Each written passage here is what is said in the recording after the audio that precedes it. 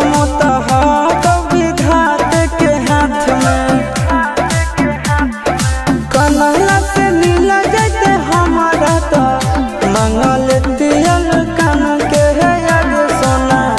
मंगल तियल कान के जोड़ी है बनावल भगवान के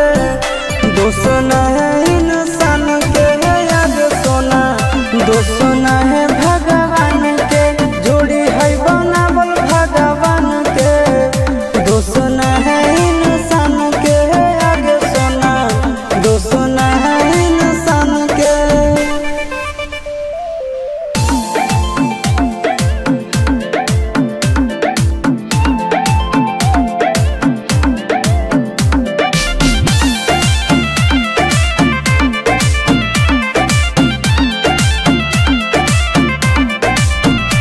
आगे तोर नहीं कसूर नहीं हमर कसूर गे दोनों के कैला का ऊपर वाला दूर गे ए सोना आगे तोर नहीं कसूर नहीं